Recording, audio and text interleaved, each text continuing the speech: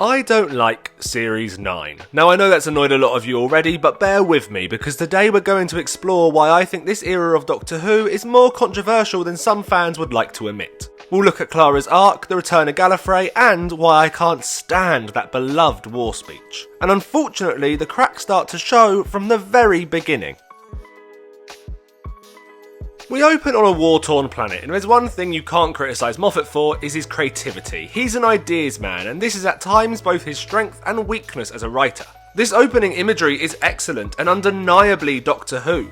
In a muddy war zone, lasers fire overhead, but these aren't spaceships, but World War I biplanes. Soldiers fight not with ray guns, but with bow and arrows. It's chaotic and immediately creates this fascinating world that as a viewer I'm excited to explore. 2 minutes later and we are introduced to the hand mines, another wonderfully creative invention that is both horrifying and silly, the perfect mix for this show.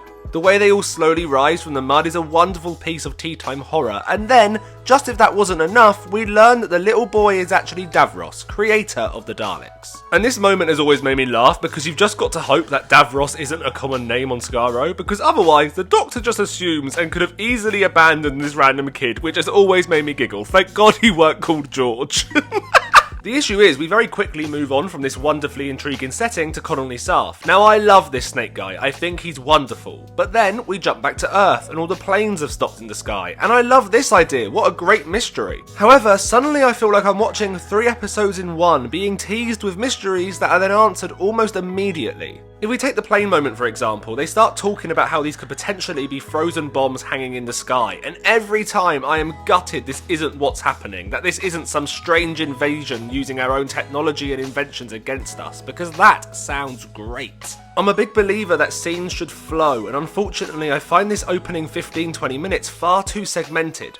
So much is going on that I'm left wondering what bits I'm meant to get attached to and invested in. And this is an issue that I've had with many Moffat projects. This whole argument could be used towards many Sherlock episodes that throw in so much that sometimes the biggest mystery is what's the main plot I'm meant to be following. The plane moment does however lead us to quite a nice scene with Missy, who once again chews up the scenery at every opportunity. Michelle Gomez and Jenna Coleman have a great chemistry together, which makes their sparring incredibly watchable. I love that it's a battle for control between them, and both characters constantly have to think on their feet, trying to outplay the other. However, we soon get a line telling us that the planes were just a simple time stop and she couldn't have done anything with them anyway, and it just makes me feel like the last 15 minutes has been pointless. It's very passive storytelling, things are happening to and around our characters, they're not yet active in the events. Take for example a very similar plot beat in the Christmas Invasion. The blood magic turns out to be a parlour trick that wouldn't have actually made people jump. But 1, this isn't revealed straight away, the tension is allowed to build through the second half of that story, and 2, it's active. The Doctor presses the button, the companions gasp, and we as the audience gasp alongside them. Because we can't trust this Doctor yet, what if he's just completely messed up? There's stakes and tension and fear which makes the cop-out blood magic not feel like an actual cop-out. The planes, the unit cameo, all of this isn't necessarily bad, but it feels like padding as we race through moment after moment. The story only feels like it's properly starting once Clara and Missy finally arrive at the castle grounds, and that's not until page 35 of the script. And it's the castle scene that proves to weirdly be one of the most divisive scenes of the Capaldi era. You either love the tank or you hate the tank. Some people think it's funny, others find it cringy, and I think it's complicated. Because on one hand it's the Doctor playing guitar on a tank, and that in theory should be quite cool. However, on the other hand, it's completely jarring tonally to the episode I was promised in the first 5 minutes. We've gone from war and hand mined to a time traveller's equivalent of a stag do in Magaluf. So far this episode just feels like a YouTube video full of Doctor Who clips rather than one fully developing story. So by the time we get to the tank scene, I'm kind of exhausted as a viewer trying to work out what the hell's going on, and that's why its slightly cringy moments stick out to me, such as all the dude jokes. I will, however, take back one criticism I used to have of this scene. Before I would have said that the Doctor is suddenly a completely different person, as if they've backtracked from his harsher, more grumpy version of the character in Series 8. However, on my latest rewatch, I realised that's not fair, because this is a continuation of his arc. He learned at the end of Series 8 he's a bit of an idiot, and he's softened, so this does work. It's just more personally, I preferred that darker, slightly harsher side to him. I find it more interesting, and for that reason this scene has always left me cold. Especially as the reason for all of this is because the Doctor thinks he's going to die, and if you've been around for a while, you know what I think about these plots. We know he's not going to die, it's never going to happen, so immediately there's a slight lack of tension. However, Moffat has done this so many times already that now it feels almost like a trope. Matt Smith thought he was dead in both series 6 and 7, and now we get it again, and it's just tired. I don't mind it occasionally, especially if there's a regeneration on the horizon, but starting your new series with a plot that's never gonna happen just fails to grip me. Finally, Connolly Sarth returns and the main plot kicks into gear. And I just adore this snake dude. The design is amazing. When his face twists to show us his true form, it's just a stunning bit of character design. I love that he's an employee, we barely learn anything about him. Honestly, there's so much left open, he would be quite a fun left field choice to return one day, and I'd be up for it. I hate snakes, they're one of my biggest fears, along with dying alone and being forced to watch Friday Night Dinner, so come on, bring him back, make him even spookier. Sticking with the positives for a minute, because I'm not always a grumpy arse, as soon as this episode slows down, it becomes so much stronger. The scene on the spaceship, in the cells, the dialogue between the Doctor and Davros, it all works together to create an actual atmosphere and story. Moments are given time to breathe, and characters are given time to interact, not through quips, but through emotive, character-driven dialogue that furthers relationships. It's no longer passive, but instead active storytelling. Clara's desperation to save the Doctor is evident. Both the Doctor and Missy work out something's wrong with the gravity. As soon as these characters start interacting with the actual story, we as the viewer are dragged in with them. Julian Bleach is once again fantastic as Davros, and it's a joy to see both him and Peter Capaldi together on screen. There's so much subtlety and restraint both in their performances and the writing that it's kind of insane just how grown up these scenes feel compared to some of the earlier moments. The reveal of Skaro is another wonderful scene. I adore how we get to see some vulnerability from Missy, and again, the dynamic with Clara is brilliant. Let's hope they don't ruin this in the next part. Ha ha ha ha ha, foreshadowing. But I do quite enjoy this second half of the episode. The cliffhanger is pretty good for the most part, although I do think it's a bit of a cheat. We see the green skeleton when they get hit/teleport out the Dalek room, and I'm sorry, but that should mean they were hit. Don't show me the skeleton if they've not been exterminated. It may feel like a slight nitpick, but it's such an iconic image that I don't think you can use it for cheap shocks. However, this second half does promise that The Witch's Familiar will be a better, well-rounded episode. Unfortunately, that promise is never really met. The Witch is Familiar is an episode that I always feel like I'm too harsh on, and yet each time I rewatch it, I can't help but feel disappointed. And there's some good stuff in here. The Doctor and Davros scenes are the best moments, with dialogue that sings. Locking these two iconic characters in one room and forcing them to talk is such a simple idea, full of great possibilities. It's obvious from watching this that this is what Moffat really enjoyed about this story.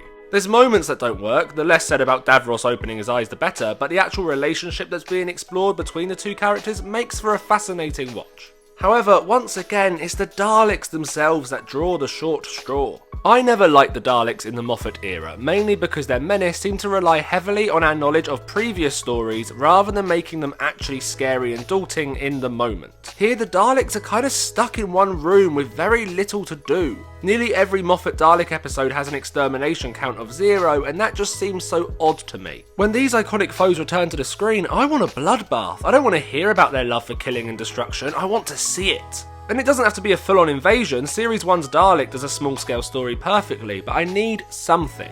Them all just hovering in a room feels like a waste of their potential. I also really struggle with Missy and Clara this episode, mainly because their dynamic slowly drifts into buddy comedy territory.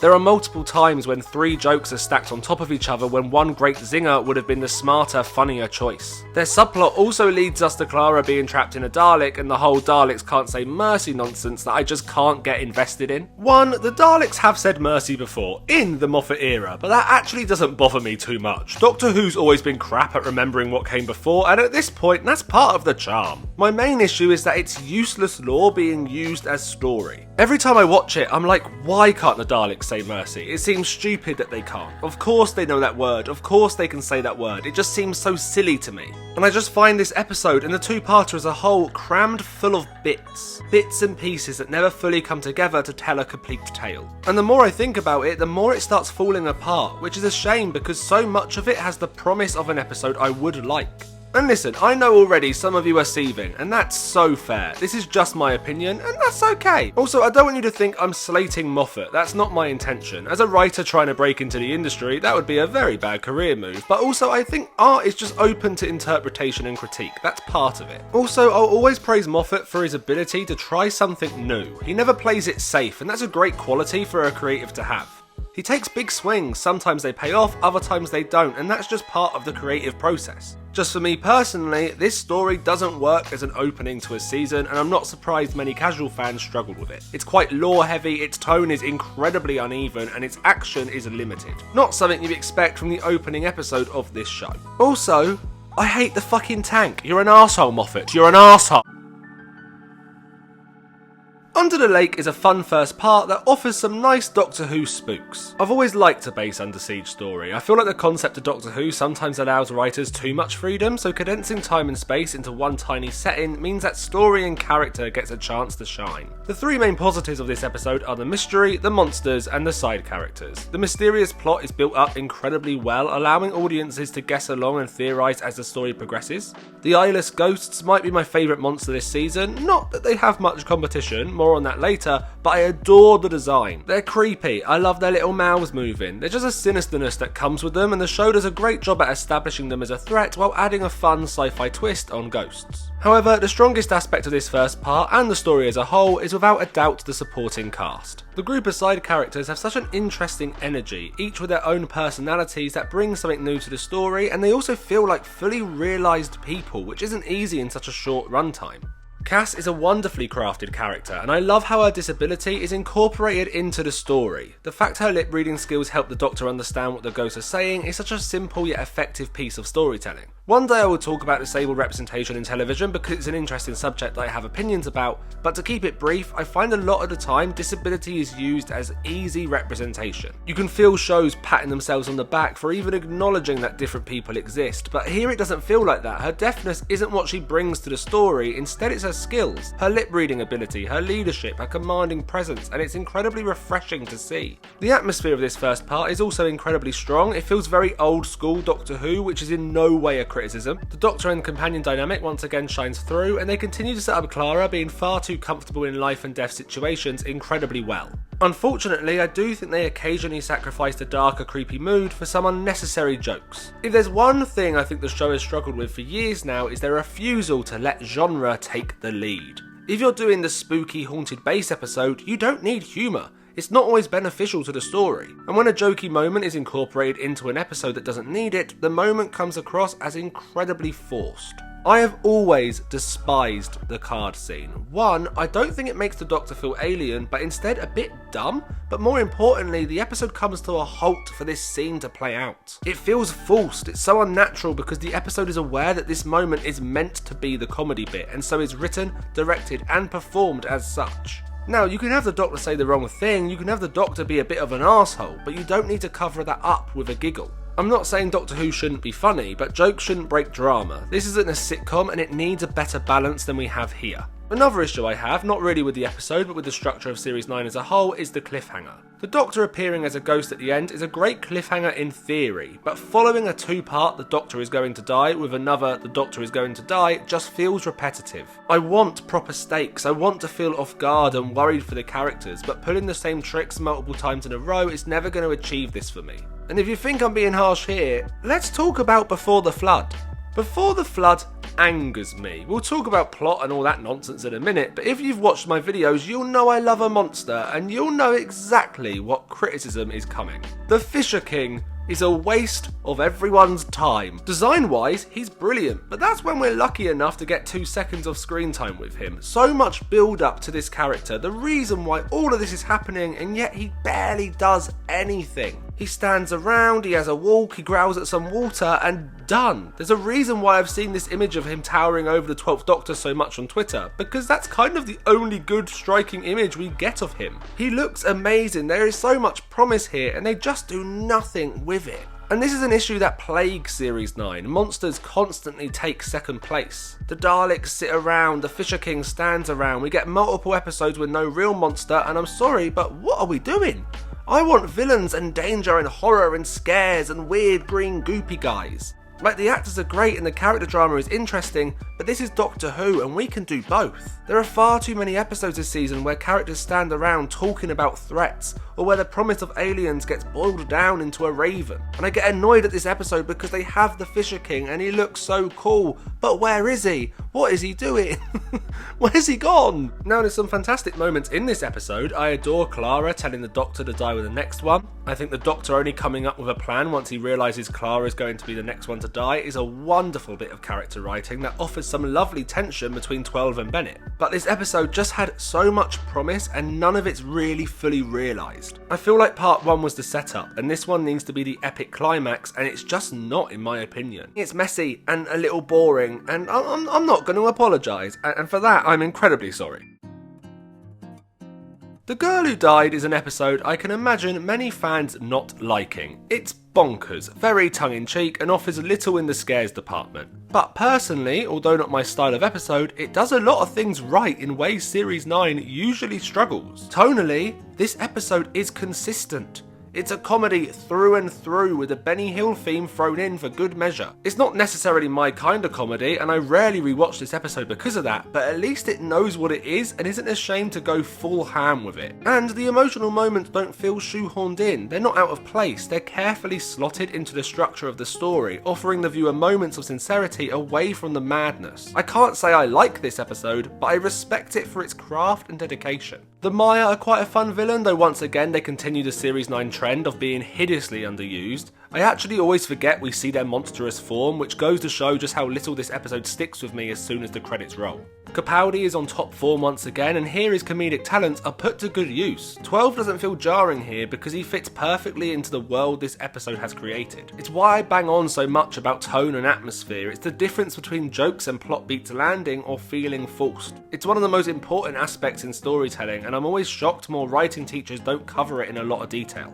And of course, this is also the episode that introduces us to Maisie Williams' character and gives us the answer to why 12 shares his face with a random man from Pompeii. I think the face reveal is actually handled pretty well. Is it needed? Not really. Actors sometimes play different characters in the same show. Personally, I'm fine with that. But at least the answer isn't as self-indulgent as it could have been and ties into this story pretty well. It's not pointless fan wank, something that this show has been guilty of on multiple occasions. Maisie Williams' introduction is fine, her character is pretty inoffensive, and her suddenly becoming this immortal girl is an interesting story that could have led to some great storytelling possibilities. But all in all, this episode is fine, and it's so sure of itself, which is something that can't be said for the following adventure.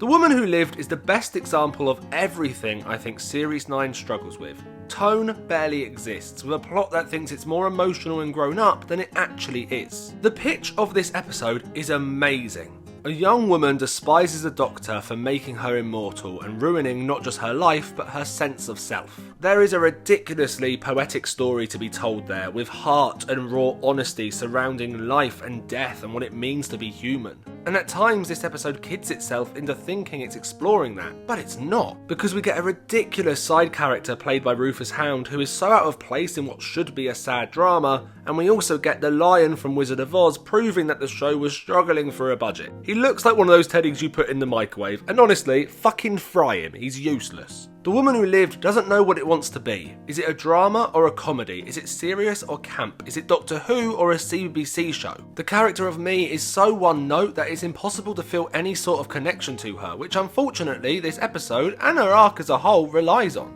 And I don't have to like her, but I need to feel for her. I need to be invested in her fury and anger. And it's so dumbed down and simple that I feel like I'm being talked down to as a viewer. It's almost as if they're relying on Maisie Williams being a familiar face and that's enough for us to care, and I'm sorry, it's just not. This episode should have been the ultimate rug pull. After the slapstick bonkers outing of The Girl Who Died, the whole thing should have shifted into heartbreaking territory. I should be scared and happy of my own mortality by the end of it. By the times the credits roll, I should feel something. I should sit with this overwhelming need to hug my loved ones. Instead, I'm usually just happy that it's over. And I get angry at this episode because the promise is brilliant. It's all there to be a powerhouse of a story, and yet it completely bottles it. This should be this season's Father's Day, and instead it's treated with the same amount of gravitas as The Lodger. Now, I don't know how controversial that opinion is. I can't see The Woman Who Lived being a beloved episode. However, I do know that the Zygon two-parter is incredibly liked, so if you're a big believer in that war speech being an iconic moment of the show, brace yourselves.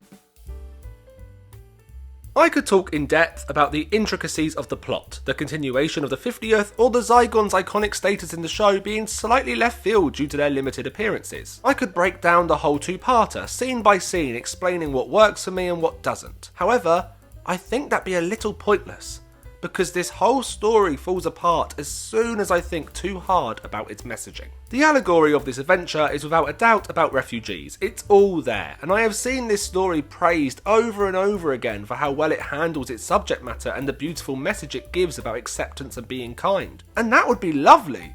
But that's not what it does, because the Zygons, the characters that are meant to represent the refugees in this story, are without a doubt positioned to be the villains. Even in the final confrontation, it's Kate, the human, who surrenders first, leaving Bonnie, the Zygon, to be the last one who needs convincing. And the Zygons are not being welcomed, and the deal they're being offered fucking sucks, because they're not allowed to be themselves. They have to hide and pretend to be human, and we as the audience are meant to believe that those who don't like those terms are in the wrong, that they should be happy having to hide. The Zygons who are revolting against this are actually in the right. But because that's too complicated to explore, the show pulls the whole blow up the orphanage trope to make them too irredeemable. And every time I watch this story, I can't unsee it, and I'm always shocked by the level of praise it gets. Because this story explores refugees, war and conflict in an incredibly surface level way. The whole war speech at the end could be boiled down to war is bad, and okay, yeah, but there's usually more to it than that. War is fucking brutal and complicated and are manufactured by those in higher places, not those who just want a bit of freedom to live their own lives. And Bonnie, this character who's being forced to live a lie, is called a screaming child for wanting to be free from these conditions that they are being forced in. And we have some mad lines in this. Bonnie says her people are being treated like cattle, and the Doctor, our hero, the voice of reason and all that is good, simply basically says, so what? This story isn't brutal enough. It paints a very simple version of war and freedom fighters and good and bad, and to me it feels incredibly icky. And I'm sorry, but that final war speech isn't very good. It's incredibly overwritten and surface level, and I think it's the only time I feel like Capaldi is acting. I have never understood the love for it. I have watched it so many times hoping it will finally hit me, and I always leave with a sour taste in my mouth. And it's made even worse by the fact people always share it on Twitter when a real war breaks out, and fucking hell.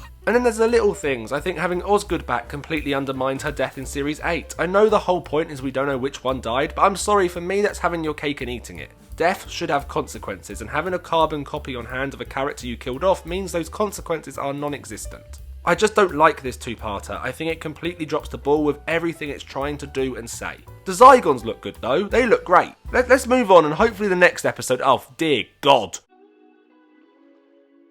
It's all getting a bit moany, isn't it? I don't like that. So before we delve into Sleep No More, I want to spend a minute exploring what does work overall in this series. Because while this season isn't my favourite, I can appreciate why so many people love it. Peter Capaldi and Jenna Coleman are dynamite together and deliver one of the best Doctor-companion relationships the show has ever seen. The character work, the development they go through is incredibly watchable and more grown up than any other relationships we've previously had. There's so much left unsaid between them, so much subtlety and underplayed love that it's extremely captivating. And I find the overall themes of this era brave. There's a darkness that runs through Series 8 all the way to 10 as death, love, loneliness and morality goes under the microscope.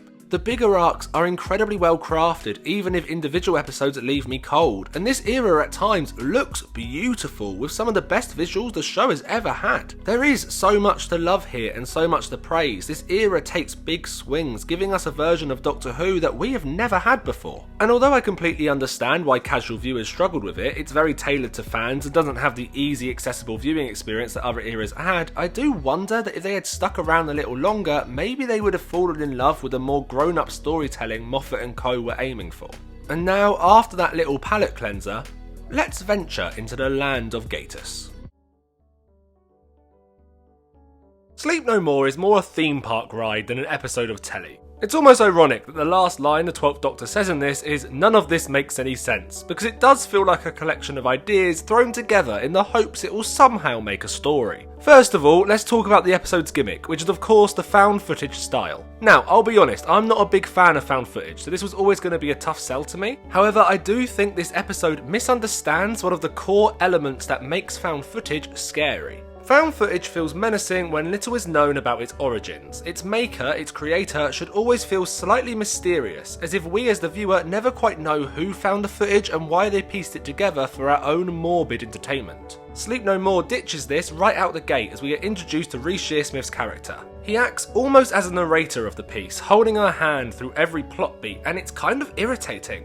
I'm not being trusted as a viewer. This hand-holding feels so forced, as if it knows that the actual story is so nonsensical that it needs this narration just to hold it together. Visually, the found footage isn't captured that well, offering very little in interesting filmmaking. Found footage is known as the cheaper to make medium, and unfortunately this episode really does look like it was made on a budget. And that's fine, the Disney era has proved that big money doesn't make the show a roaring success, but when so much of the Capaldi era looks stunning, this outing does stand out like a sore thumb. It's almost as if they decided that the gimmick of found footage is enough, rather than trying to find an inventive spin on it visually. Story-wise, it sadly doesn't get much better. Where Before the Flood has a brilliant supporting cast, here we unfortunately get a collection of some of the blandest characters the show has ever seen. And sadly, the performances are incredibly weak. The acting is very wooden, meaning that nearly every line read from one of our side characters takes me out of the story immediately. I usually don't comment on acting much during this video series, but here it would be disingenuous to ignore it because it is so obvious. Rhys Shearsmith is a great guest star for the show, but he's wasted here as he's given very little to do other than deliver some pretty bland dialogue. He isn't given much of an arc, he's just there to say a lot and then wipe dust from his eyes at the end. Speaking of eye dust, I think this is one of the only times that the show jumps the shark when it comes to its silliness. Walking sleep dust doesn't scream horror to me, so you're gonna have to work really hard to get that effect. And Gatiss, he's just an odd one, because it's obvious how much he loves old classic horror, so Doctor Who really should be a breeze for him. And his first episode, The Unquiet Dead, is genuinely a great adventure with monsters that terrified me as a kid and still give me the shivers now. But so many of his scripts are cluttered with oddness. So many moments that never ring true. I fail to connect to so many of his characters, and I don't know why, because he is a good writer and has a wonderfully creative imagination. It's almost like he gets caught up in the endless possibilities of the show, and that's why so many of his plots become messy. Because here, the script becomes as scrappy as the found footage style. It feels like segments stuck together rather than an interesting tale that could get us invested. Things just happen, people just exist, and then it finishes. And it's hilarious that in a series of mostly two-parters, this is the one episode that doesn't have one and yet doesn't end. And it's not an open ending, it literally doesn't end. The Doctor doesn't work anything out and is basically just as confused at the end as he was at the beginning, and then the story just stops. And it's not a story where the Doctor loses for a change, which I would love, but he just doesn't do anything. It's just a waste of time that makes no sense to me, and I'm not surprised at all that it never got the follow-up episode that Gatiss originally intended. Face the Raven is remembered mostly for the demise of Clara Oswald. After 3 seasons of adventures with 2 different Doctors, it was time for her to depart from the series, and due to Moffat's obvious love for the character, it was never going to be subtle. The final 15 minutes of Face the Raven, with a big argument, the Doctor's rage and Clara's untimely death, is some of the greatest scenes this series has to offer. In a series that struggled to balance its tone, everything locks into place with the writing, acting and directing all coming together to give the viewers a wonderful piece of jaw-dropping drama. The way these scenes build up from the initial realisation of Clara's mistake to the Doctor's anger are beautifully realised on screen. Everything is given its moment to breathe without it ever feeling bloated or dragged out. Clara's arc is wrapped up perfectly. This woman, who basically lost all her fear as she became too much like the Doctor, has to admit she went too far, and in her final moments has to ask herself to be brave. It's beautiful and incredibly emotional, and both Jenna Coleman and Peter Capaldi give one of their best performances in the show. Clara Oswald is an interesting example when looking at how audiences connect to certain fictional characters. Clara has some absolute die-hard fans, but also quite a lot of people struggle to connect with her as the companion. And I think for me it shows just how important an introduction to any character is in a story. As I said in my Series 7 review, Clara isn't that strong, and the mystery that surrounds her almost stunts any development for her during the Matt Smith tenure. Her Impossible Girl mystery failed to grab the attention of a lot of viewers, and due to this, people found her tedious and slightly out of place, which was made only worse following on from the Ponds, some of Doctor Who's most beloved companions. And although I understand and agree with a lot of these complaints, Clara's arc from Series 8 onwards is far more detailed and rewarding than it's usually given credit for. A codependent, dangerous dynamic between the Doctor and his friend is something the show had never explored before, and it feels so grown up in its storytelling. We've seen the flirty teenage stuff, we've had the bantering mates. This offered something much more complex where subtext and subtlety told the true story. And at the end, all these emotions, all this unsaid love comes out in fury and rage and heartbreak. It's so beautifully and tragically romantic. And even with all the weirdness, the sci-fi and the crazy Raven, at its core it's just raw and honest. It's the simplicity meets the dark whimsy of the show, and that's why it will forever be one of my favourite scenes in Doctor Who. Unfortunately, the 30 minutes before this does fail to grab my attention. There's some wonderful concepts and ideas, I adore the Trap Street itself, but the plot and the mystery feels like padding. They're only to build up towards the real meat of the episode. And the Trap Street is a letdown. I want a proper alien world. The fact they look human for most of this feels like cheating. Give me this weird alien street tucked away in the middle of London. That's the promise that isn't ever really fully delivered. And although I love the imagery of the Raven of Death, it's very Alan Poe, I can't help but feel a little tired towards this point in the series. Series 9 does lack on the monster front, with alien foes doing little more than standing and talking. And this isn't me saying this episode needs a big monster, I don't think it would work at all.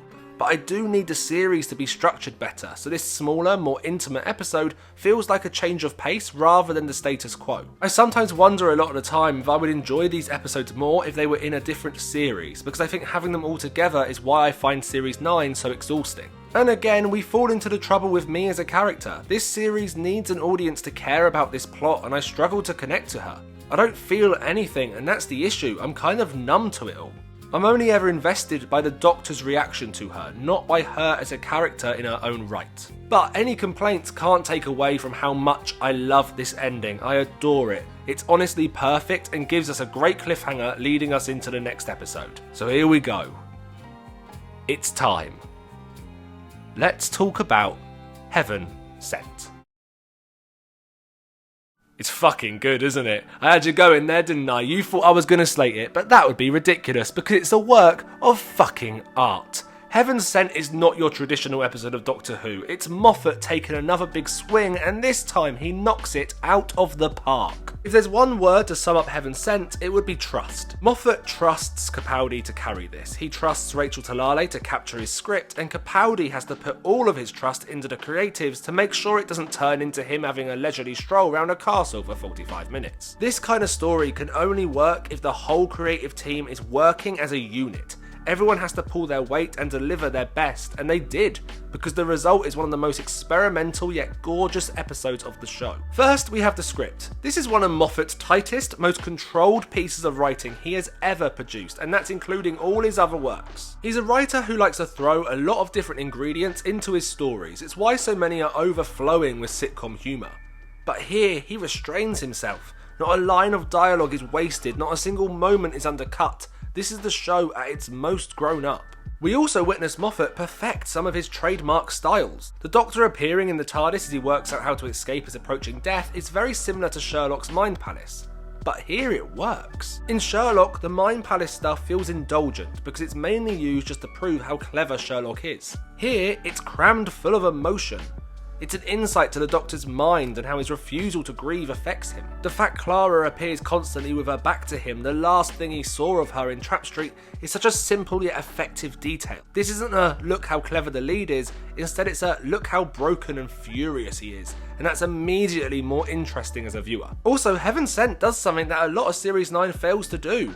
It gives us a villain whose presence is felt throughout the entire runtime. Because the Veil is almost a monster of two halves. When it's on screen, it's this horrific symbol of death, the buzzing flies and the mouldy rags. But when it's off screen, its atmosphere never ceases. This constant dread remains, we know it's there, we know it's stalking him. It's that typical horror trick where the jump scare can come at any minute, and it's the promise of sudden scares that keeps us holding our breath throughout the whole episode. If you've ever read the script on the BBC Writers' Room, you will know just how bonkers it is, and yet Rachel Talalay captures this dark, creepy world masterfully.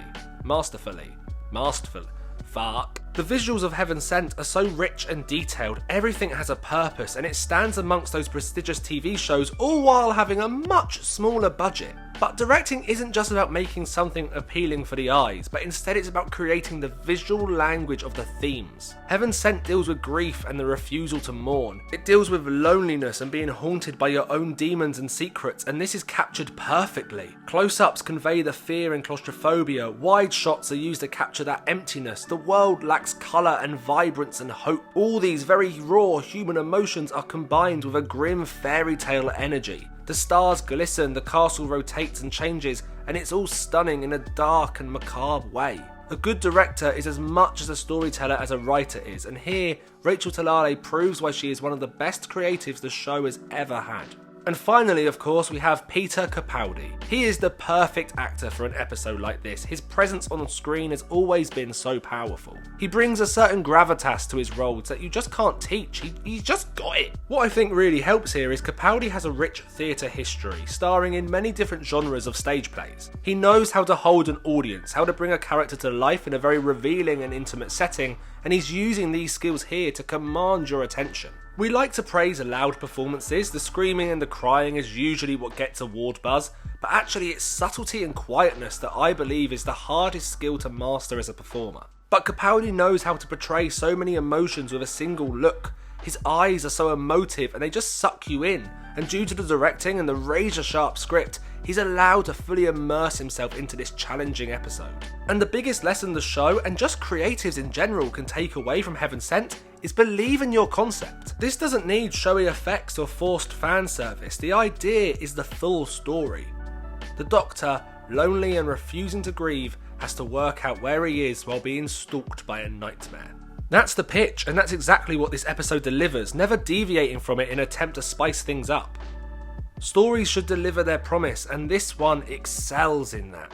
And then, right at the end, we finally return to Gallifrey, a perfect cliffhanger leading into what would become an incredibly divisive finale. Hellbent has its die-hard fans just as much as it has its haters. It's an episode that no one expected. We're used to finales being big, bombastic events with action sequences aplenty. For Series 9, Moffat takes a very different approach, opting for a smaller, intimate character study to close the show. One of the main critiques I've seen about this episode is how Gallifrey is used. Many believed after the 50th the story was going to be about the Doctor searching for his home planet. However, this never really happened. Instead, at the end of the series, we're just back there. And rather it being this huge, life-changing event, Gallifrey actually plays second fiddle to the plot. This isn't a story about Gallifrey, nor is it an epic showdown with the Time Lords, and I think this disappointed people. However, I think it's a clever way to go about it. To strip away the lore and instead focus on the emotions of our leads makes for a far more interesting tale. Because, and I know this will piss some of you off, but I think a lot of the time the Time Lords themselves can be quite boring. They're pompous and lore heavy, and that's not what interests me. I much prefer character-based storytelling, and I give Moffat a hell of a lot of credit for going in this direction. I think it would have been incredibly easy to write a fan service return to Gallifrey. Subverting this expectation is a brave decision that pays off in my opinion. And that's not me saying I love this episode, but I do think it gets really harshly judged in the fandom.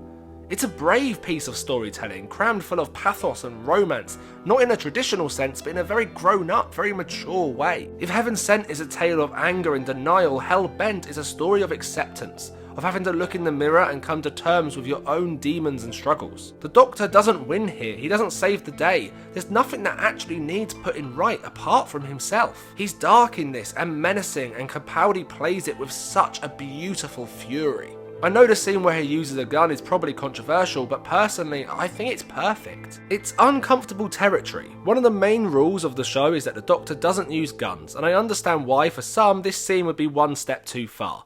But for me, that's the point. It's ugly and feels wrong, and it wants the viewer to feel uncomfortable, to sit in this unknown state. This episode doesn't play it safe, and I love that. And going against everything I've ever said, but this episode doesn't need a monster. It works perfectly without one. The monster, the villain, is loss and death and grief. And I think I appreciate this episode much more now than I did when I was younger. I lost my dad a few years back, and I really think Moffat captures the ugliness of grief and the selfishness that sometimes comes with it. When you lose someone, you're angry that the world doesn't stop, and that's exactly what this episode explores. However, it's for this exact reason why the ending of this episode completely goes against everything I love about it. Doctor Who fans will be debating about Clara's exit until the end of time. It's definitely one of the show's most controversial companion goodbyes due to its unwillingness to completely commit to it. Now, I adore Clara in this episode. Jenna Coleman gives what might be her best performance here as she has to watch the Doctor slowly lose himself. I adore the Doctor forgetting who she is. I love the whole structure of this story, constantly cutting back to them in the diner, and the twist of it being him who can't remember hits brilliantly. However, Clara needs to go back to Trap Street by the end. Giving her her own TARDIS and companion feels like having your cake and choking on it. She does die, but at some point, but also she's around forever. And this goes against the whole theme of the piece. Death is part of life, you can't escape it, and those left behind are the ones who have to learn to grieve. Having her fly off for her own adventures completely belittles not only this episode, but Face the Raven's ending too. It takes out the consequences of this arc, which is such a shame. You'll also notice that I have not mentioned the whole hybrid arc yet at all, and that's simply because I don't care for it. In my opinion, it offers nothing that the character work isn't already doing. The show does a great job at showing us that the Doctor and Clara together are a dangerous mix. I don't need this sign posted with a slogan. The hybrid is just a phrase that to me means nothing, and actually adds some messiness into what is an already very well constructed story. But as Clara travels off in a diner, the Doctor is alone, and with this amount of heartache and pain, it could only mean one thing. Merry Christmas! The Husbands of Riversong may not be my favourite Doctor Who Christmas special, but I appreciate it for being an absolute batshit story. This episode is insane. Robots that swap heads, Bugmen, Greg Davies, and more sex references than you'll find in Soho. This episode isn't always good, but it's a lot of fun and has some proper standout scenes. Let's get the criticism out the way first. I think this episode makes River look a bit dumb. I know she thought the Doctor had no regenerations, but come on, that man is acting so like the Doctor, and she knows him so well by this point that she should have twigged sooner. I just think the main problem is that our realisation scene is just too late into the runtime. If it was sooner, I'd give it a pass, but I do find myself rolling my eyes a little when she's so oblivious for so long. Also, River is very carry-on, matron in this at times, which has always been my least favourite thing about her as a character. I also think this episode could do with a little more monster action. It's been so lacking this whole season that come Christmas, I'm desperate for a proper good action-packed monster episode, and obviously, that's not what this is. The design of the aliens are great, but they spend most of their screen time standing around having a chat and little else. That being said, there's some beautiful moments here. Capaldi acting out the bigger on the inside stuff may be the funniest scene he has as the Doctor. It's so over-the-top ridiculous that it never fails to charm me. When River finally realises he's the Doctor, at least it's a wonderful scene. I do think it's incredibly written, and what I mean by that, it's not necessarily natural. I can feel the mechanics of the script, but it does work. It's emotional and romantic, even if it's not entirely believable. And the final scene is a triumph, not just for this episode, but for Riversong's storyline as a whole. I think Moffat wraps up her arc perfectly here with a bittersweet farewell. For me, this has to be River's last appearance in the show. I think bringing her back would only ruin this scene and the whole episode as a whole. Stories do need to come to an end, and this is River's. Over the last few years, there seems to be this constant obsession in media, may that be TV or film, of bringing characters back. It's entirely for hype and audience reaction rather than story-based, and usually it ruins the original ending they gave those characters. The Husbands of Riversong would, in my opinion, become a completely pointless episode if this character ever returned. This is meant to be her swan song, and I hope the show continues to realise and accept that. Series 9 is an odd one. I know many people adore this series and the era as a whole, and even though I don't agree with those feelings, I understand them. This season is full of big swings and new ideas, and though many don't work for me, I give credit to the creators for doing something new. There's some beautifully grown-up storytelling, the characters continue to shine, and even though many of the stories fail to grip me, we get the wonderful tale of Heaven Sent. Moffat has always been a divisive writer, and I kinda love that. In an era of media where everyone is pandering to nostalgia, it's refreshing to have someone who does their own thing while pissing many people off in the process. Some people think Moffat is a genius, others think he's a hack. I just think he's a Scottish man with a laptop telling stories. Some I like, some I don't, and that's perfectly fine. Next time we say goodbye to Capaldi and Moffat as we explore Series 10. We'll talk about Bill, Matt Lucas, Mrs. Ark throughout the entire era, and why one episode I should in theory adore always leaves me a little cold.